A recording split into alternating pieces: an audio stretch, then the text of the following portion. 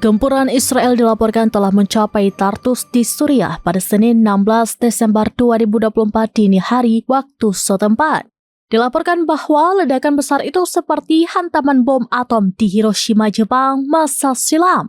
Mengutip Al-Mayadem pada 16 Desember, Tartus sendiri adalah sebuah kota di pantai laut tengah Suriah, merupakan kota pelabuhan kedua terbesar di Suriah dan kota terbesar di Kegubernuran Tartus. Koresponden Al-Mayadem melaporkan bahwa serangan Israel di pedesaan Tartus menyebabkan ledakan besar.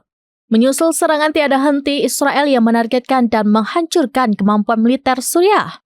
Perlu diketahui, akibat dari serangan itu, beberapa warga sipil tewas dan terluka dalam apa yang digambarkan sebagai serangan terberat dan paling brutal di Suriah sejak dimulainya agresi Israel.